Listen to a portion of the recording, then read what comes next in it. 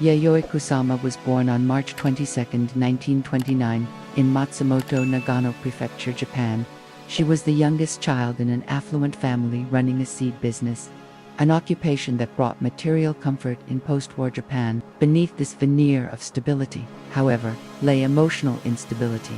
Her father was often absent, rumored to have multiple affairs, while her mother, conservative and authoritarian, redirected her marital frustrations onto her daughter. From early childhood, Kusama received no encouragement for her artistic passion.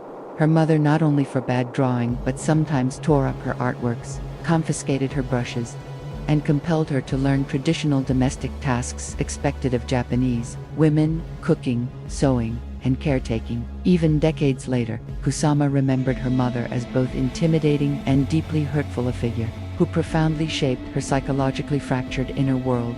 This repression did not stifle Kusama's creativity. If anything, it intensified her immersion in fantasy as a refuge from loneliness and hardship. At around age 10, she began enduring persistent visual hallucinations. Strange dots, dense nets, and repetitive patterns flooded her surroundings, wrapping around objects, her body, and eventually engulfing her sense of self. Rather than flee from or fear these visions, Kusama reframed them. She described this state as self-obliteration, a dissolution of personal identity into infinite visual repetition. She chose not just to confront these experiences, but to transform them into her art. From this turbulence emerged her singular artistic language: polka dots, endless nets, and reflections without end. This world became both her mental prison and her instrument of healing for herself and, later, for the millions who resonate with her work. For most people, art represents beauty or expression, but for Kusama, it was her lifeline, a means of survival. Her oft-quoted statement, "If it were not for art, I would have killed myself long ago," is less metaphor than raw truth. Art was existential sustenance. She could sit for hours, brush in hand, repeating tiny dots over and over like a ritual, layering them until her canvas became an infinite field. While others might view this as obsession, for her it was liberation, a space where she went from patient to creator. Within that domain, she was no longer bound by trauma or expectation. She was seen, heard, and allowed to exist. She never sought to cure her mental illness, she learned instead to coexist with it. Although art could not erase pain, it shaped and named it, making it shareable. Through her creations, Kusama healed more powerfully. She gave a voice to those whom society still stigmatizes, individuals struggling with mental health and identity. Post-war Japan was conservative, with little recognition for women artists in the contemporary sphere. Kusama's style was unsettling, and themes deeply psychological was largely dismissed. Undeterred, she resolved to begin anew on another continent.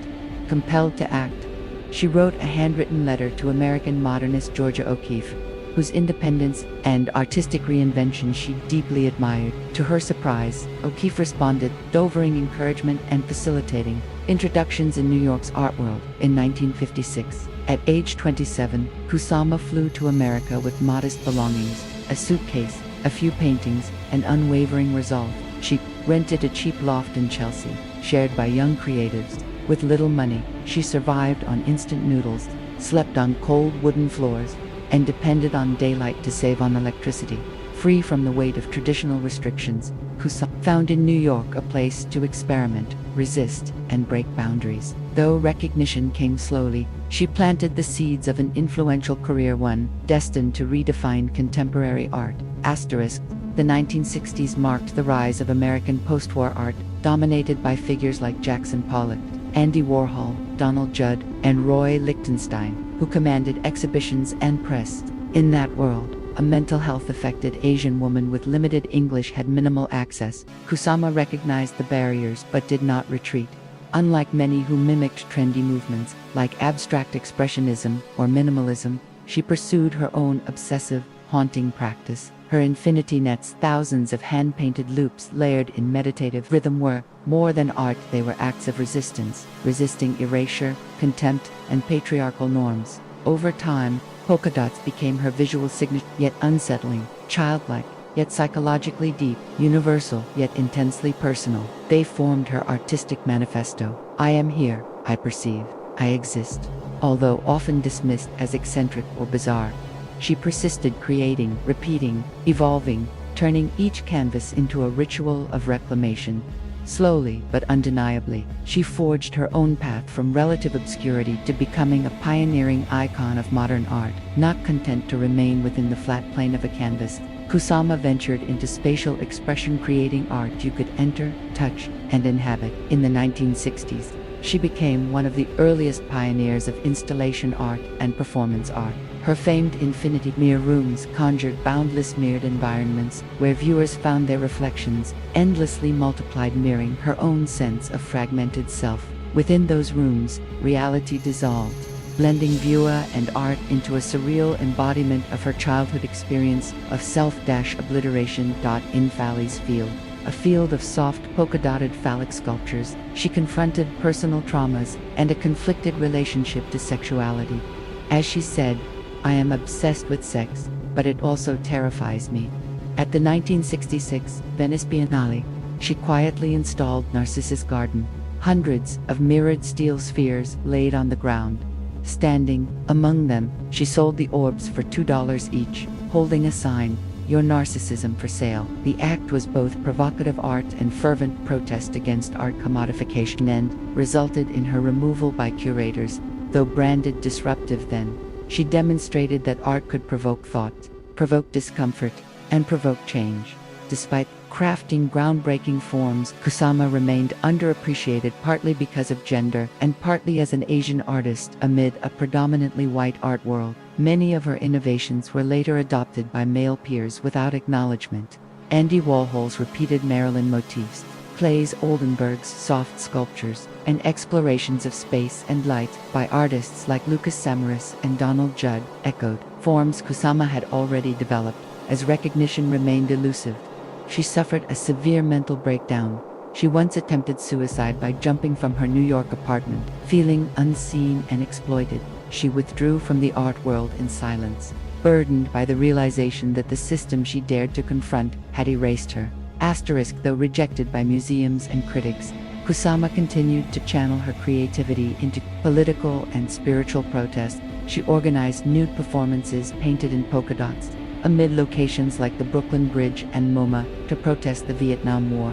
One daring act was her public same-sex wedding, declaring love with another woman at a time when same-sex relationships were forbidden. She also founded the Church of Self-Obliteration, merging art, sexuality, spirituality, and identity into one radical statement.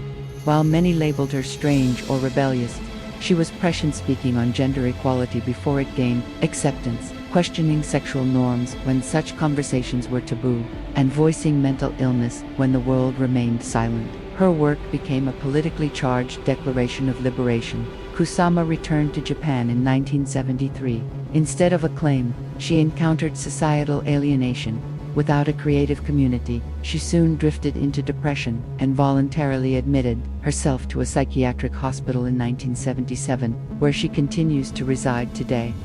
Rather than perceive confinement, Kusama turned the institution into her sanctuary. Each morning, she walked to her studio nearby, where she painted, wrote, composed, and sculpted, returning by evening. That daily rhythm became her meditation and her means of continuous creation. It wasn't until the late 1980s that Kusama regained global prominence.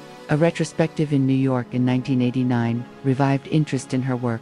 In 1993, she represented Japan at the Venice Biennale, ironically, the same event that had censored Narcissus Garden decades earlier. She then gained international renown. Her infinity mirror rooms became major art destinations, visited by millions, at institutions from Tokyo to Los Angeles. On social media, sharing these spaces became a cultural phenomenon. Her aesthetica, red pop, brightly dotted garments, icy gaze transcended art circles, fashion lovers, global audiences, even casual viewers embraced Kusama. She became a living symbol. Today, Yayoi Kusama is widely recognized as one of the most influential female artists of the 20th century, both visually and conceptually. Her life powerfully illustrates the intersection between art and mental health, between personal suffering and universal legacy. She did not conceal her scars, she wove them into patterns. She did not hide her wounds, she made them part of her beauty. To Kusama, every polka dot is a statement. Pain can be radiant, and art can heal even the deepest shadows of the soul. From self-obliteration to eternal imprint, her spirit, though mortal, transcends time, space, and identity, shining forever as a single dot in an infinite universe.